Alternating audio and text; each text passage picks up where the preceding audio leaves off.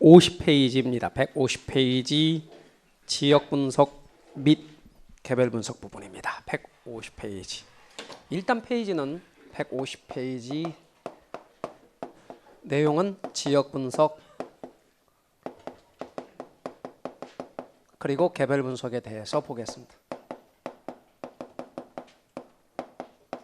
자, 그런데 이 부분으로 들어갈 텐데, 지역 분석과 개별 분석으로 들어갈 텐데 이걸 비교하는 내용이 우리 교재 뒤쪽에 있어요.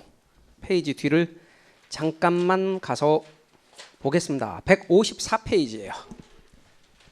자, 일단 154페이지로 또 가셔서 우린 지역 분석과 개별 분석을 비교를 해보자 그 말입니다.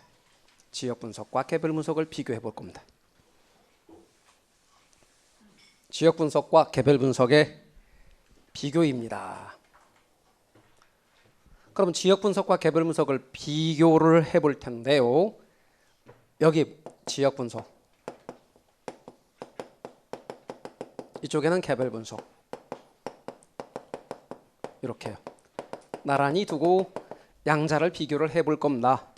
자, 지역 분석과 개별 분석에서 뭐가 먼저라고 그랬죠? 지역 분석이 먼저, 그 다음 뭐가 나중? 개별 분석이 나중. 그러니까 얘가 무슨 분석이냐면, 그렇죠, 네, 선행 분석입니다. 먼저 행하는 분석. 그런 의미에서 선행 분석. 개별 분석은 나중에 행하는 분석, 네, 후행 분석이라고 말합니다. 그래서 여러분, 선행 분석, 후행 분석 이런 용어를 쓴다는 거, 우리 지난주에 이런 거 했었어요. 시장 분석, 경제성 분석. 개발의 타당성 분석에서 GCC, 타투. 그런데 GCC는 시장 분석이고 타투는 경제성 분석이다. 그런데 시장 분석이 먼저라고 그랬죠? 선행 분석. 그리고 경제성 분석은 후행 분석. 그러하듯이 똑같이 지역 분석을 먼저 하고 개별 분석을 나중에 합니다. 지역 분석, 선행 분석, 개별 분석, 후행 분석. 근데 지역 분석이 뭐냐면요, 부동산 가치 형성 요인에서 가치 형성의 지역 요인을 분석하는 것, 그리고 가치 형성의 개별 요인을 분석하는 걸 개별 분석. 그러니까 지역 분석이 뭡니까? 그러면 가치 형성의 지역 요인 분석. 이렇게요. 그리고 개별 분석은 가치 형성의 개별 요인을 분석하는 것. 이렇게요. 그래서 가치 형성의 지역 요인을 분석하는 거냐, 가치 형성의 개별 요인을 분석하는 거냐, 이렇게 여러분 알아두시고, 그다음 지역 분석에 관해서 유념을 할 것은 지역 분석의 대상입니다. 지역 분석의 대상은 대상 지역이죠. 대상 지역. 얘는 대상 지역 전체. 그러니까 우리의 예로 들면 동작구 전체를 분석하는 거예요. 대상 지역. 그리고 개별 분석은 우리 학원 건물 자체, 대상 부동산 자체를 분석하는 거예요. 대상 부동산 자체를 분석하는 것이다. 그 다음에 지역 분석은 대상 지역인데 전체적, 광역적, 거시적 분석이에요. 얘는 전체적, 그리고 광역적, 그리고 거시적 분석이다. 이렇게 할 수 있고, 개별 분석은 부분적이고, 그리고 구체적이고, 그리고 미시적인 분석이다. 이렇게 이야기하는 겁니다. 그래서 여러분께서는 분석의 경우에 좌우를 딱 맞춰서요. 그러면 지역 분석은 전반적 분석인 거 맞잖아요. 그죠? 얘는 전반적 분석입니다. 따라서 얘는 전반적 분석이다. 이렇게 말하고, 개별 분석은 개별적 분석이다. 이렇게 말할 수 있습니다. 그 다음에요, 우리는 이런 걸 좀 이야기를 해보려고 해요. 여러분, 용어에 관해서 제가 지난 시간에 이런 말씀 드렸어요. 최유효 이용에 대해서는 지난주에 다음 주에 설명하겠다, 이렇게 말씀드렸어요. 다음 주가 됐잖아요. 이제 설명을 해야 돼. 자, 그럼 이제 최유효 이용에 대해서 이야기를 해보자 그 말입니다. 최유효 이용을 이야기하기 위해서 우리는 이렇게 할 거예요. 여기가 사거리예요. 사거리인데 사거리에 있는 이런 땅이 있다고 가정합시다. 근데 사거리에 있는 이런 땅이 있는데 이 땅은 주거용으로 이용할 수도 있고 상업용으로 이용할 수도 있고 공업용으로 이용할 수도 있고 농업용으로 이용할 수도 있고 임업용으로도 이용할 수 있습니다. 사거리에 있는 저 땅은 어떤 용도로 이용하는 것이 좋겠습니까? 어떤 용도로 이용하는 게 좋아요? 네, 상업용으로 이용하는 게 좋겠죠. 따라서 누가 봐도 상업용이겠죠? 결코 그렇게 말 못합니다. 왜 그렇게 말 못하느냐? 얘가 사거리인 사거리인데 이 도로 폭이 1m밖에 안 돼. 1m밖에 안 되고 전혀 포장 안 돼 있고 흙이야 그냥. 그리고 여기도 논이고 여기도 논이고 여기도 논이고 사람은 눈을 씻고 봐도 없는 곳이에요. 거기서 나 혼자 장사할 수 없잖아요. 그러니까 어떤 용도로 이용하는 게 바람직한가를 파악하려면 먼저 뭘 해야 되냐면요. 그렇죠. 지역 분석을 해야 돼. 야, 눈썰미 좋으신데요. 지역 분석을 먼저 해봐야 되는 거예요. 이렇게 지역 분석을 해서 먼저 뭐를 파악해야 되는고 하면 예, 그 지역의 지역 분석을 통해서 그 지역의 표준적 이용을 먼저 파악해야 돼. 그럼 표준적 이용이란 말이 뭔데요? 표준적 이용이란 말이 평균적인 이용, 일반적인 이용이란 뜻이에요. 그 지역이 대체로 뭐로 이용되는가? 살펴봤더니 대부분 다 논이라네. 그러면 얘도 논으로 이용하는 게 좋죠. 이해 가십니까? 예. 그런데 이게 강남역 사거리라고 가정해봐요. 강남역 사거리, 서울의 강남역 사거리는 안 가봐도 어떨 거다라고 짐작이 가죠. 그러니까 서울의 강남역 사거리입니다. 거기에 2,000평의 땅이야. 그냥 일상적인 용어로 평을 써봐요. 그냥 척관법으로. 그러면 강남역 사거리, 서울의 강남역 사거리 2,000평 정도 되는 저 땅은 누가 봐도 뭐로 이용돼야 돼? 상업용 이렇게 나오겠지. 지역을 먼저 분석해야 돼. 그래서 지역 분석을 통해서 무엇을 먼저 판정하는가? 표준적 이용을 판정해요. 표준적 이용을 판정해요. 그런데 이 표준적 이용이라는 게 뭐냐면 평균적인 이용이고 일반적인 이용이에요. 말뜻 이해가 되시나요? 강남역 사거리에 대부분 보니까 다 상업용이더래. 그러면 여러분 같으면 당연히 얘도 상업용으로 이용하는 게 좋겠죠. 그럴 때 우리는 뭐라고 말하냐면 최유효 이용이라고 그래요. 여러분 표준적 이용이 상업용이다 나오면 이제 개별 분석을 해야 돼. 대상 부동산을 보는 것. 그랬더니 얘가 표준적 이용과 어울려. 주변과 어울리는 이용이야. 그러면 비로소 뭐다? 최유효 이용이란 말이 나오는 거예요. 그러니까 여러분 최유효 이용이란 말이 나오려면 언제나 뭐가 먼저 파악돼야 된다? 네, 먼저 표준적 이용이 판정돼야지. 표준적 이용이 먼저 판정되고 나서 최유용이 판정되는 겁니다. 말뜻 이해가 되셨죠? 표준적 이용이 먼저 나와야 돼. 그리고 나서 최유효 이용이 나오는 거다 그 말입니다. 이때 표준적 이용과 최유용의 경우를 놓고 파악할 때 주변에 어떻게 이용되는지를 먼저 파악하고 그래서 그 지역의 대부분의 이용, 평균적인 이용을 가리키는 말 표준적 이용이다. 그런데 그 표준적 이용에 어울리는 이용일 때 우리는 최유효 이용이다라고 이야기를 해요. 그러니까 앞으로 최유효 이용이 나오기 위해서는 먼저 뭐가 나와야 돼요? 네, 표준적 이용이 나와야 돼요. 그리고 표준적 이용 상태와 따져봐야 돼 같이. 그리고 이것은 강남역 사거리는 좀 이따가 또 최유효 이용할 때 다시 한번 제가 이야기하겠어요. 돌아와서 표준적 이용이 나오고 최유용이 나온다. 그 다음 지역 분석을 통해서 이 일대가 대충 얼마에서 얼마 정도 수준인지 1억에서 1억 5천 수준 이렇게 나온단 말이에요. 가격 수준이 나와요. 그래서 지역 분석을 통해서 우리는 무엇을 알 수 있어요? 가격 수준을 알 수 있어요. 그리고 구체적으로 대상 부동산을 살펴보니까 그 수준 중에 얘는 얼마냐? 예를 들어 1억 3천이더라, 1억 5천이더라. 구체적인 가격이 나오는 거예요. 개별 분석은 구체적인 가격이 나오는 거다. 그러니까 앞으로는 지역 분석을 통해서 무엇을 파악하고 표준적 이용을 파악하고 개별 분석을 통해서 최이용을 파악한다. 지역 분석을 통해서 가격 수준을 파악하고 개별 분석을 통해서는 구체적인 가격을 파악한다. 지역 분석과 밀접히 관련이 있는 아직 안 배운 가치의 원칙 13가지가 있는데 그 가치의 원칙과 연결해 보면 얘는 적합의 원칙과 밀접히 관련이 있어요. 적합의 원칙과 밀접히 관련이 있고 개별 분석과 밀접히 관련이 있는 원칙은 균형의 원칙과 밀접한 관련이 있어요. 요건 아직 안 했어요. 그런데 미리 땡겨서 이야기하는 거예요. 그리고 우리는 앞으로 저런 걸 기억을 하셔야 돼요. 그러니 이걸 기억하려고 하면 힘들겠죠? 그러니까 저건 별의별 방법을 다 동원하잖아요. 지역 분석, 지읒자, 적합의 원칙, 지읒자, 균형의 원칙, 개별 분석, 기역자. 이렇게 개별 분석, 기역자, 균형의 원칙, 기역자, 기역자, 지읒자 연결해 주시면 되겠습니다. 자, 그러면 우리는 다시 지역 분석으로 돌아가요. 페이지를 돌려서 앞쪽으로 돌아가시면 어디로 가는고 하면 우리 교재 150페이지.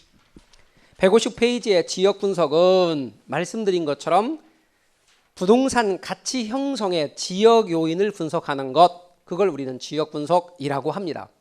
그러면 이어지는 게 151로 가시면 지역 분석의 대상이 나옵니다. 지역 분석의 대상으로 갑시다. 자, 지역 분석의 대상은 뭐냐? 151로 갑시다. 그러면 거기에는 지역 분석의 대상이 있습니다. 지역 분석의 대상입니다. 자, 먼저 지역 분석의 대상과 관련해서 이렇게 갑시다. 얘예요, 얘. 얘를 대상부동산 그럴 겁니다. 얘를 뭐라고 한다고요? 대상부동산. 이거 뭐의 줄임말이게요? 감정평가 대상부동산의 줄임말입니다. 앞으로 대상부동산이 뭔가요? 이렇게 물어보지 마세요. 그럼 뭐라고요? 감정평가 대상부동산. 감정평가 대상부동산을 줄여서 대상부동산 그래요. 그럼 제가 권리분석 부분에서 대상부동산이라고 말한다면 권리분석 대상부동산, 중개활동 부분에서 대상부동산이라 한다면 중개대상부동산. 뭔 말인지 아셨죠? 그렇게 하시는 겁니다. 얘가 대상부동산입니다. 그리고 그 대상부동산이 이렇게 속해 있는 지역, 요거를 뭐라고 부를 거냐? 인근지역이라고 부릅니다. 인근지역이다. 이렇게 불러요. 그리고 인근지역에는 대상부동산은 당연히 있어야 되고 대상부동산과 유사한 부동산이 있을 수도 있고 없을 수도 있습니다. 요거는 대상과 유사한 부동산입니다. 저 유사한 부동산은 있을 수도 있습니다. 없을 수도 있습니다.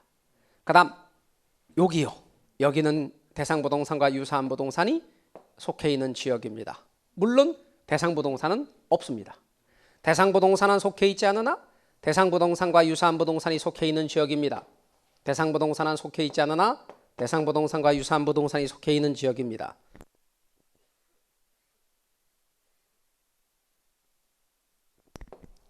여기 역시 대상부동산은 속해 있지 않지만 대상부동산과 유사한 부동산이 속해 있는 지역입니다. 여기를 뭐라고 하냐면요. 예, 유사지역이라 그래요. 유사지역, 인근지역과 유사지역을 포함하는 광역적인 지역입니다. 요걸 뭐라고 하냐면요. 동일수급권이라 그래요. 동일수급권이라고 해요. 그럼 결국 지역 분석의 대상은 이렇습니다. 인근지역, 유사지역, 동일수급권 이렇게 있습니다. 그럴 때 우리가 탁 와닿지 않는 좀 낯설은 표현이 동일수급권입니다. 인근지역과 유사지역은 뭔지 알겠는데 동일수급권 일본식 표현으로 수급권은 시장을 가리키는 겁니다. 그래서 우리말식으로 좀 풀어 말하면 동일한이란 말은 같은 시장 지역, 시장 권역을 가리키는 것이에요. 그러니까 쉽게 말하면 같은 시장 권역, 이것을 동일수급권이라고 불러요. 그러면 앞으로 지역 분석의 대상은 뭐뭡니까? 그러면 세 가지. 인근지역, 유사지역, 동일수급권. 이거 사람으로 빗대서 제가 말합니다. 대상부동산을 갑돌이라고 생각하십시오. 그리고 갑돌이가 속해 있는 인근지역은 갑돌이네 집이라고 생각하십시오. 갑돌이와 이렇게 유사한 부동산은 갑돌이 집에 있으면 갑돌이 친형제입니다. 그런데 갑돌이네 집이 아닌 이렇게 파란색은 갑돌이네 친인척들입니다. 그러니 갑돌이 사촌들입니다. 친사촌, 이종사촌, 고종사촌, 외종사촌입니다. 그리고 갑돌이 바운더리 전체가 동일수급권은 갑돌이네 집안입니다. 뭔 얘기인지 아셨죠? 그럼 갑돌이를 분석하려면 갑돌이 집안을 봐야지. 그랬을 때 갑돌이 집안 전체를 보는 겁니다. 그래서 갑돌이네 집은 인근지역이고 갑돌이 친인척이 속해 있는 갑돌이 사촌들 집은 유사지역이고 갑돌이네 집안 전체는 동일수급권으로 보시라. 아셨죠? 그래서 지역 분석의 대상. 그런데 우리가 일상에서 말할 때 지역 분석을 먼저 하고 개별 분석을 나중에 합니다. 맞아요? 그래서 여러분 우리 결혼할 때 중매 결혼이라는 게 있고 연애 결혼이라는 게 있는데 통계에 의하면요, 더 이제 지금은 비교 대상이 좀 달라지긴 했지만 한동안 연애 결혼보다 중매 결혼이 깨지는 일이 더 적대요. 왜 그런가 하니 연애 결혼의 경우는 개별 분석을 먼저 하거든. 갑돌이하고 을순이가 만나서 첫눈에 반해서 둘이 사귐을 시작하고 그래서 이제 을순이네 집에 인사를 가고 그렇게 되는 거예요. 그러니까 어떻게 돼요? 개별 분석을 먼저 하는 거지. 그래서 을순이네 집에 인사를 갔더니 갑돌이 을순이네 집에 갔어요. 그런데 을순이네 형제가 있는데 애가 주먹이 세 보이는 거야. 그리고 친인척들 인사 갔는데 얘는 건달이라고 그러고 얘는 깡패라고 그러고 얘는 뭐라고 그러고 폭력배라고 그러고 막 그러는 거야. 그런 경우 있을 수 있어요. 또 거꾸로 갑순이가 또는 멀순이가 갑돌이네 집에 인사를 갔다가 똑같은 상황이에요. 그러면 그 이야기를 듣고 을순이네 집에서는 반대를 하지. 갑돌이가 뼈대에 있는 사람 같은데 알고 보니까 진짜 뼈대가 그 뼈대가 아니라는 거였다는 거죠. 반대를 하죠. 근데도 불구하고 어때요? 을순이는 내가 무슨 갑돌이 집안 사람하고 결혼하나? 갑돌이만 좋으면 되지? 그리고 결혼을 강행하는 거죠. 그리고 살다 보면 어떻게 돼요? 콩쿠풀이 벗겨지게 되는 거죠. 그리고 그 뼈대에 있는 주먹으로 한 대 맞으면 그 다음 바로 콩쿠풀은 벗겨지게 되는 거죠. 그래서 지역 분석, 개별 분석에 있어서 보면 연애 결혼의 경우가 또 깨지는 일이 적다는 얘기가 그런 측면이죠. 근데 중매 결혼은 어때요? 사람을 넣어서 그 집안 사람을 보잖아. 먼저. 그래서 뼈대에 있는 집안 진짜 보는 거고 그리고 나서 집안이 괜찮다. 그러면 이제 둘이 만나게 하고 괜찮냐 그러니까 괜찮다. 그래서 그럼 일단 사귐을 시작하고 그래서 둘이 마음에 든대. 그러면 어때요? 이제 결혼을 허락하는 거죠. 이런 단계로 이루어지니 지역 분석, 개별 분석이 순차적으로 이루어진다는 거 아닙니까? 그래서 옛날에 그런 통계를 보고 어떤 얘기를 했었냐면 이런 얘기를 했어요. 앞으로는 결혼 정보 업체라고 하는 것이 성행할 수밖에 없습니다라고 하는 말을 한 적이 있어요. 결혼에 대해서 정보를 제공하는 업체들, 지금의 유명한 광고하는 그런 업체들 없었을 때 얘기예요. 근데 그럴 수밖에 없는 게 양쪽에 대한 정보를 모르잖아. 근데 그러한 정보들이 다 들어가는 거야. 심지어는 뭐 건강진단서 이런 거는 기본이고 학력 위조했는지 다 확인해야 돼. 그거 다 제출해야 되고요. 그 다음에 연봉 얼마인지 다 돼야 되고요. 뭐 기본적인 정보가 다 들어가는 거야. 그래갖고 그 사람의 등급이 나와. 몇 등급. 그래갖고 아예 등급이 다르면 만나지도 않아. 참 그걸 진짜 너무하더라고 보니까. 큰일 날 뻔했어. 결혼 못할 뻔했어. 진짜로 그런다니까요. 이렇게 사람들 막 보니까 등급으로 다 한다니까요. 그래서 지역 분석과 개별 분석 중에 뭐가 먼저라고요? 지역 분석이 먼저다. 그리고 개별 분석이 나중이다. 이렇게 여러분 알고 계시면 좋겠어요.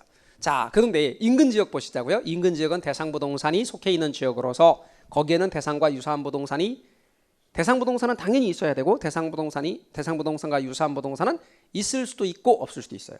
갑돌이가 외아들이면 없을 수 있는 거지. 근데 갑돌이 형제가 있을 수도 있는 거지.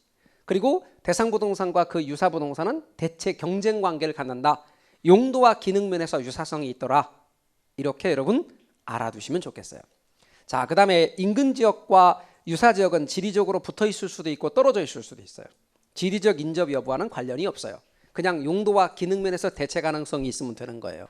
그래서 인근 지역의 특성도 가볍게 여러분 보시면 좋겠습니다. 그 다음 아래로 내려가시면 인근 지역의 수명 현상이 나옵니다. 여러분 151쪽으로 가면 인근 지역의 수명 현상입니다. 인근 지역의 수명 현상입니다. 여기에 있는 이 인근 지역이 수명 현상을 거치는데 제가 이렇게 그림을 한번 그려볼게요. 여러분 이 그림 따라 그리시지 않아도 돼요. 사실은 어떤 내용을 설명하는 이 그림을 그렸고 그것을 말로 설명하기 위해서 밑에다 여기다 맞춰서 표를 그렸어요. 제가 그 표가 원래 가로표였는데 쓸 게 많아서 지금 우리 책처럼 세로표로 바꿔놓은 거예요. 자, 무슨 말이냐면 이렇습니다. 여러분 이쪽에 부동산의 가격을 제가 둘 거예요. 그리고 여기서부터 시작해서 이쪽은 기간을 둘 거예요. 근데 이게 지역이 이제 막 신축을 해서 그 지역에 건물도 있고 지역이 막 자리를 이제 잡기 시작하는 거예요. 그러한 시기를 성장기라고 해요. 성장기의 특징은 이렇게 부동산 가격이 아주 많이 올라가요. 아직 기반시설 같은 게 제대로 다 되지는 않았어요. 막 이제 지역이 지역이 시작이 되는 거예요. 그 지역이 도시가 신개발이든 재개발 등에 의해서 이제 그 지역에 있어서 지역이 막 형성되기 시작한 거죠. 그러면서 그 지역의 기반시설이 거의 다 되어가는 시기, 그럴 때에는 부동산 가격 수준이 최고예요. 부동산 가격 수준이 거의 최고 수준을 유지한다. 자, 그러다가 점점 부동산 가격이 이제는 어떻게 돼요? 그때 만들어졌던 건물들이 노후화되기 시작해. 수명을 지나면서 30년, 40년, 50년에 접어들어가게 되면 장기에 걸쳐서 부동산 가격이 떨어지기 시작해요. 장기에 걸쳐 부동산 가격이 하락하는 시기를 가다가 일시적으로 부동산 가격이 살짝 오를 수도 있긴 하지만 그것을 거쳐서 전반적으로 부동산 가격은 떨어져요. 그러다가 완전히 떨어지는 시기가 와요. 완전히 툭 떨어지는 시기가 이렇게 돼요. 그러면 이 순서를 제가 나눠주면 이렇게 됩니다.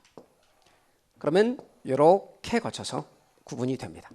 그러면 이 순서가 어떻게 되냐면 제일 첫 번째 성장기예요. 성장기.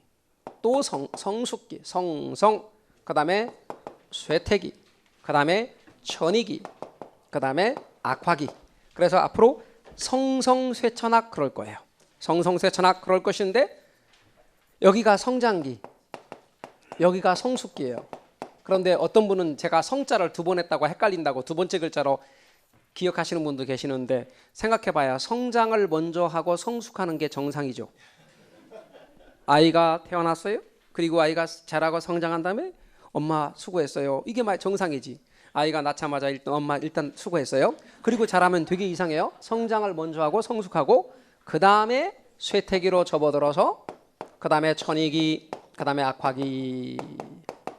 이때 천이기는 과도기라고 생각하시면 돼요.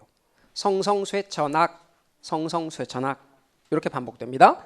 그런데 말씀드린 것처럼 성장기 때는 이제 막 지역이 자리를 잡기 시작하는 시기, 그러다 보니 신개발이나 재개발 등의 성장기가 옵니다. 부동산의 가격은 아주 많이 올라갑니다. 그러니까 투기가 많이 개재됩니다. 어떤 계층의 사람들이 주로 들어오느냐? 전부 암기하려고 하지 마시고 감만 잡으세요. 주로 젊고 교육 수준이 높은 계층의 사람들이 많이 들어옵니다. 그러다 보니 유동인구는 많고 입지 경쟁은 치열합니다. 그런데 성숙기에 접어들면 그 지역의 기반시설들이 잘 정비가 됨과 동시에 부동산 가격은 최고 수준입니다. 부동산 가격이 최고 수준이니까 당연히 말할 것도 없이 사회적 경제적 수준이 가장 높은 사람들이 주로 거주합니다. 유동인구는 많지 않습니다. 그리고 입지 경쟁도 안정됩니다. 그리고 투기는 여기보다는 적게 개재됩니다. 안정돼 있기 때문에. 그 다음에 부동산의 가격이 장기에 걸쳐 하락하는 시기, 이제 이때 지어졌던 건물이 경제적 수명을 거의 다 되어가는 시기입니다. 보통 이쯤 되면 40에서 50년 정도쯤 지난 시기입니다. 그러니까 건물들은 점차 노후화되기 시작하고 건물의 경우에 중고부동산이 거래의 주가 되기 시작하며 유지비나 관리비는 급격히 증가합니다. 그리고 소득이 낮은 계층의 사람들로 바뀌기 시작하고 이때 지역에 따라 재개발이 시작됩니다. 지역에 따라 재개발하게 되면 무슨 기가 도래하느냐? 성장기가 도래합니다. 근데 이때 재개발하지 않게 되면 천이기로 접어듭니다. 천이기는 저소득 계층의 활발한 유입으로 인한 일시적 지가 상승, 이러한 일시적 지가 상승은 저소득 계층의 활발한 유입으로 인한 일시적 지가 상승입니다만 곧이어서 장기에 걸쳐 부동산 가격은 떨어지게 됩니다. 그러면 결국은 이땐 장기에 걸쳐 부동산 가격이 하락하는 시기예요, 사실은. 그러나 일시적 지가 상승은 저소득 계층의 활발한 유입으로 인한 일시적 지가 상승입니다. 이때 재개발하게 되면 다시 성장기가 도래합니다. 그런데 이때도 재개발하지 않게 되면 재개발의 마지막 시기가 악화기입니다. 악화기. 재개발의 마지막 시기 악화기. 이때 재개발을 했다. 그렇게 되면 성장기가 도래합니다. 그러니까 성장기는 제가 아까 말씀드리기를 신개발에 의해서도 올 수 있고 이런 식으로 재개발에 의해서도 올 수 있는 겁니다. 그리고 그 순서는 성성쇠천악 이렇게 인근지역의 수명현상의 과정을 거친다는 것 알아두십시오. 여러분은 감만 잡으라고 그랬어요. 우리 기초과정이에요. 아직 정규 강좌 들어간 거 아니에요. 이것의 세부적인 사항들을 앞으로 공부해 갈 거예요. 어떤 분은 이제 기초 강의 들었는데 그냥 그걸로 다 하려고 그래. 공인중개사 시험 절대 만만하지 않습니다. 누차 말씀드리다시피 앞으로 쭉 기초 심화 과정을 거치면서 문제풀이까지 가면서 내용들을 익혀가야 됩니다. 서두르지 마시고 내용을 차근차근 잘 이해를 하시려고 노력하십시오. 책에만 그러면 성성쇠천학입니다. 그리고 요게 가로축에는 수명을 제가 둔 겁니다. 이 수명 과정이 보통 약 100년 정도의 주기를 가지고 있습니다. 그런데 재개발이 막 시작되는 시기가 약 50년입니다. 약 50년쯤 지나고 나면 이때 지역에 따라서 재개발이 나타나기도 하고 그렇습니다. 성성쇠천학이 반복된다는 것 알아두십시오. 그게 지역 분석의 대상 중에 인근 지역의 수명현상 부분입니다. 그런데 이거를 이해하기 쉽도록 제가 여기다가 이렇게 쭉 밑에다가 표를 만들었습니다. 표를 가로표로 만들었어요, 처음에는. 근데 가로표로 만들어 놓고 보니까 쓸 게 많네. 그래서 우리 교재 151페이지처럼 이거를 쭉 세로로 나열할 수 있는, 그러니까 원래 그게 세로표죠. 사실은 세로표를 이렇게 가로표로 형태로 바꿔서 쭉 나열해서 정리를 해놓은 것이죠. 순서를 나열하기가 좀 그래서 말입니다. 이렇게 했어요. 원래는 여기다가 표를 이렇게 쭉 밑에다 연결해 가지고 여기서부터 성장기, 성숙기 이렇게 했죠. 그리고 그림은 사실상 제가 단순화시킨 캐리커처처럼 단순화시킨 그림이고 밑에 있는 표가 중요한데 이 표 내용만 아시면 됩니다. 그런데 이 표의 내용도 우리가 아직 안 한 거, 여가 과정이나 이런 거 안 했기 때문에 여러분이 샅샅이 보시면 앞으로 다 공부할 것들이에요. 공부할 것들이에요. 그러니까 샅샅이 보지 마시고 기초 과정에서는 꼼꼼하게 샅샅이 보지 마시고 윤곽과 체계를 잡는 데다가 집중해 주시라 그 말입니다. 그 다음 유사지역으로 건너가십니다. 여러분 유사지역은 대상부동산이 속해 있어요? 속해 있지 않아요? 속해 있지 않아요. 대상부동산은 속해 있지 않고 대상부동산과 유사한 부동산이 속해 있는 지역, 그게 유사지역입니다. 인근지역과 유사지역은 지리적으로 인접할 수도 있고 인접하지 않을 수도 있습니다. 떨어져 있을 수도 있습니다. 그 다음 동일수급권. 동일수급권은 동일한 시장지역인데요. 여러분이 유념할 것은 동일수급권을 주거지의 동일수급권으로 본다면 통근 가능한 지역의 범위입니다. 찾아보실래요? 주거지로 갑시다. 도심으로 통근 가능한 지역의 범위 있습니까? 보통 그게 1시간 정도쯤 거리입니다. 상업지는 배우지를 기초로 상업수익을 올리는 지역의 범위, 여러분 상업 배우지라는 게 시장입니다. 그런데 한마디로 말하면 수익이 비슷한 지역의 범위란 뜻입니다. 상업 배우지를 기초로 상업수익이 비슷한 지역의 범위를, 대체성을 갖는 지역의 범위를 상업지의 동일수급권. 그럼 공업지는 생산비, 판매비, 한마디로 비용이 비슷한 지역의 범위란 뜻입니다. 그러니까 정리하면 이렇습니다. 주거지는 도심으로 통근 가능한 지역의 범위, 상업지는 수익이 비슷한 지역의 범위, 공업지는 비용이 비슷한 지역의 범위를 동일수급권의 범위로 본다 그 뜻입니다. 그래서 여러분 지역 분석의 대상 잘 기억하시고 거래사례 비교법에서도 이 그림이 또 등장할 텐데 사례를 선택할 때 동일수급권 범위 안에서 선택해야지 여기서 사례를 선택하면 시장이 다르니까 사례를 선택하면 돼야 안 돼요? 안 된다 그 말이에요. 동일수급권 안에서 선택해야 된다 그 뜻입니다. 자, 그 다음에 개별 분석은 아까도 말씀드린 것처럼 가치 형성의 개별 요인을 분석하는 것이고 지역 분석과 개별 분석의 관계를 나타내는 아까 표에서 이미 지역 분석과 개별 분석의 관계는 함께 여기서 이야기를 한 것입니다. 넘어가시죠. 넘어가시고 154로 가시면 그러면 부동산 가치의 원칙 13가지가 나옵니다. 자, 154로 건너가세요. 154로 가면 부동산 가치의 제원칙입니다.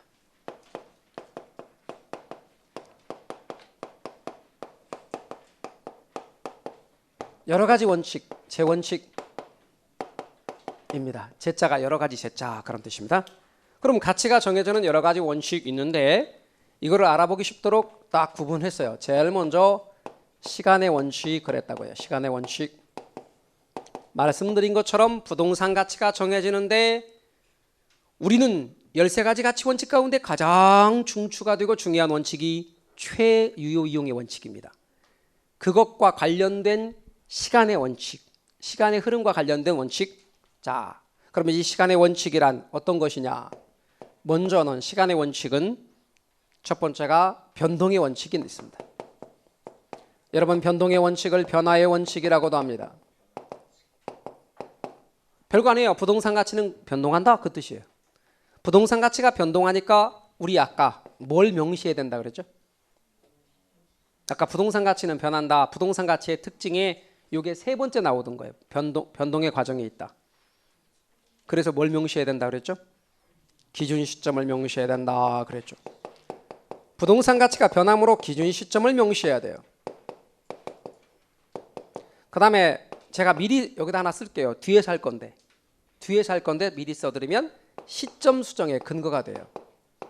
이 시점 수정이란 말은 어디서 할 거냐면 감정평가의 세 가지 방식, 3방식 거래사례 비교법에서 할 거예요. 그러니까 사실은 순서상 뒤에 나오는 건데 시점 수정의 근거가 된다 이렇게 할 거예요. 그래서 앞으로 여러분께서는 변동의 원칙, 부동산 가치가 변한다는 말에서 중요하게 나오는 단어는 시점이라는 단어예요. 가치가 변하니까 중요하다. 두 번째는 예측의 원칙입니다. 예측의 원칙을 예상의 원칙이라고도 하고 기대의 원칙이라고도 합니다. 우리는 미래를 예측할 수밖에 없습니다. 그러니까 이렇게요. 장래 이익의 현재 가치, 장래 이익의 현재 가치. 그럼 미래의 이익은 우리는 예측할 수밖에 없다. 앞으로 장래, 미래 나오면 우리는 예측할 수밖에 없다. 예측이라는 말을 씁니다. 자, 시간의 원칙은 두 가지입니다. 그 다음에 내부의 원칙입니다. 우리 책에는 내부 원칙 그려놨지만 제가 일부러 내부의 원칙 그려볼까요? 자, 내부 원칙 혹은 내부의 원칙은 뭐냐? 참고로 여러분은 유념할 것이 감정평가론에서 앞으로 내부란 말이 나오잖아요. 그럼 이 내부의 뜻이 무슨 뜻이냐면 부동산 자체를 가리키는 말이에요. 뭘 가리키는 말이라고요? 부동산 자체를 가리키는 것이다. 부동산 그 자체를 말하는 거예요. 이것이 내부다. 내부의 원칙, 부동산 자체를 가리키는 말. 그런데 이 내부의 원칙과 관련해서 여러분이 유념할 것은 제일 첫 번째는 균형의 원칙이라는 게 있어요. 균형의 원칙을 뭐라고도 하냐면 비례의 원칙 그래요. 비례의 원칙. 그리고 균형의 원칙에 맞지 않을 땐 값어치가 감가가 돼요. 그때 균형의 원칙에 맞지 않아서 오는 감가를 뭐라고 하는가? 그것을 기능적 감가라고 해요. 뭐라고 한다고요? 기능적 감가. 용어 잘 알고 계셔요. 기능적 감가다 이렇게 말합니다. 그럼 균형의 원칙이 뭔데요? 균형의 원칙이란 이렇습니다. 내부 구성 요소가 균형을 이루어야 한다 하는 겁니다. 그러면 만약에 건물이라면 건물에 있어서 내부 구성 요소가 균형을 이루어야 한다는 원칙, 이것이 뭐냐면 균형의 원칙이거든요. 그러면 여기서 내부 구성 요소가 또 뭔데요? 내부 구성 요소가 뭔데요? 하나의 예를 들면 대표적인 예가 이런 겁니다. 건물의 내적 조화와 균형을 가리키는 말입니다. 그럼 건물의 내적 조화와 균형은 또 무슨 말인가요? 자, 여러분 이런 건물이 있대요. 이 건물이 상업용 10층짜리 건물이래요. 상업용 10층짜리 건물인데 글쎄 지하 주차장이 없는 거예요. 상업용 10층 건물에 지하 주차장이 없으면 이거는 값어치가 낮게 평가되겠죠. 네, 여러분 이게 지하 주차장까지 있으면 이 건물이 100억짜리 건물이라고 가정해봐요. 100억짜리 건물인데 지하 주차장을 10억 들이면 지을 수 있대요. 그럼 현재 10억짜리 지하 주차장이 없으니까 단순 계산하게 되면 얘는 90억 돼야죠? 그런데 70억이래. 70억이래. 무슨 원칙에 맞지 않아서? 균형의 원칙에 맞지 않아서 값어치가 이렇게 낮게 평가된대요. 30억이나 낮게 평가된대요. 우리는 이것을 뭐라고 부른다? 기능적 감가라고 해요. 균형의 원칙에 맞지 않아서 오는 감가, 이것을 기능적 감가다 이렇게 말한다고요. 그런데 이 경우는 10억 원 추가 투자하는 게 나아요? 안 하는 게 나아요? 하는 게 낫겠죠. 10억 원 추가 투자를 했더니 가치가 올라가는 거예요. 얼마나 올라가는가? 30억만큼 가치가 올라갔더래. 이렇게. 그러니까 10억 원의 추가 투자가 전체 부동산 가치 상승에 기여했죠. 이럴 때 기여의 원칙이 작용한다고 말해요. 기여의 원칙을 공헌의 원칙이라고도 해요. 같이 알아두셔야 돼. 기여의 원칙과 공헌의 원칙은 뗄래야 뗄 수가 없어요. 그러니까 기여의 원칙의 가장 중요한 건 10억 원의 추가 투자가 전체 얼마 부동산 가치에 기여했느냐를 따져보는 거예요. 그래서 얘는 아주 중요한 게 추가 투자 할 거냐 말 거냐, 추가 투자의 적부를 판단하는 중요한 원칙이 바로 기여의 원칙이다. 이거 사람에도 써요. 여러분의 이해를 돕도록 하기 위해서 그냥 농담이니까 농담으로 들으셔야 돼요. 갑순이가 코도 이쁘고 입도 이쁘고 귀도 이쁘고 얼굴 윤곽도 이쁜데 눈만 좀 작아. 그럼 무슨 원칙에 맞지 않는 거예요? 균형의 원칙에 맞지 않는 거지. 여러분 눈, 코, 입 전부 다 각각 이쁜데 균형이 안 맞는 거하고 각각은 하나도 안 이쁜데 균형이 맞는 거하고 하나 선택하라면 어떤 걸 선택할래요? 그 균형이 맞는 게 낫죠, 그죠? 예. 갑순이가 다 괜찮은데 눈만 좀 작아. 그게 흠이야. 그래서 어떻게 하기로 했다? 예, 눈트임하고 쌍수하기로 했어. 그래서 눈이 좀 커 보이게 하기로.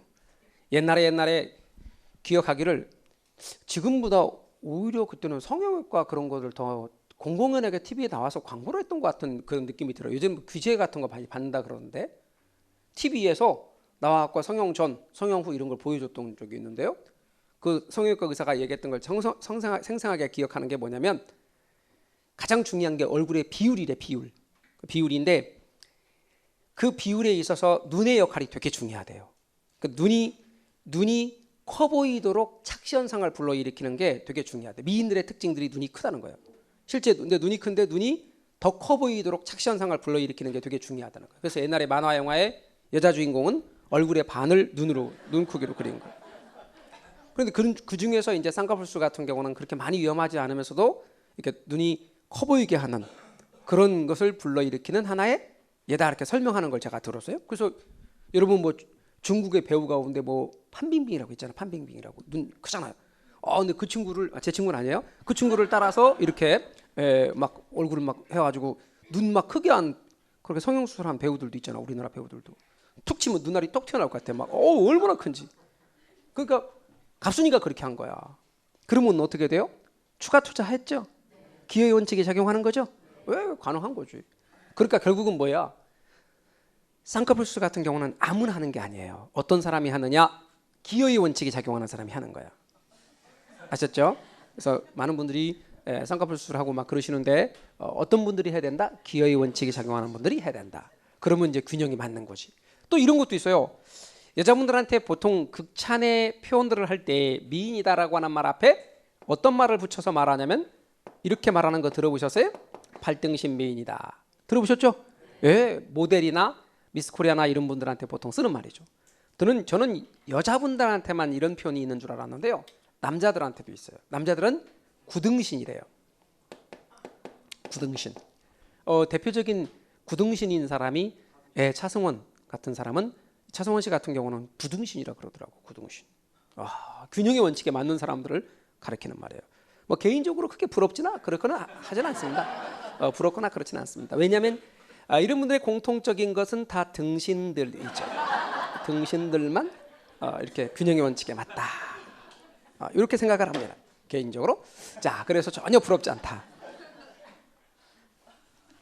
그렇습니다. 균형의 원칙, 기여의 원칙 잘 알아두십시오.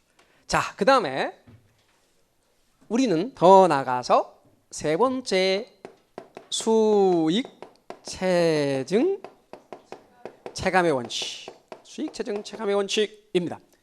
수익, 체증, 체감의 원칙인데요. 수익이 체증하다가 체감한다는 원칙이에요. 여러분 우리 지난 시간에 토지용의 집약도를 이야기하면서 무슨 법칙 이야기할게요? 그렇죠. 수학체감의 법칙 얘기했잖아. 그 수학체감의 법칙을 건물에다 적용하는 거예요.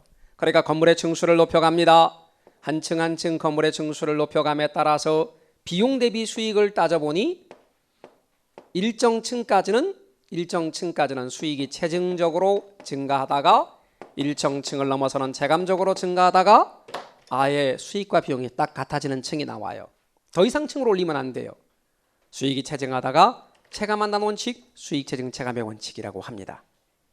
얘는 조금 덜 중요해. 나머지는 좀 중요한데 네 번째로 건너갑니다. 수익 배분의 원칙입니다. 여러분 수익 배분의 원칙을 잉여 생산성의 원칙이라고도 합니다. 자, 그러면 수익 배분의 원칙에 대한 이야기입니다. 수익 배분의 원칙이란 이런 얘기입니다. 여러분 생산물을 만든대요. 생산물을 만드는데 이때 투입되는 요소가 노동과 자본과 토지, 얘네들이 투입되어서 생산물을 만든대요. 그러면 우리 공부하기를 생산물을 팔면 수익이 생기는 거 맞죠? 그러면 이 수익을 어떻게 해야 되느냐? 당연히 생산 요소 제공자들에게 나눠야지.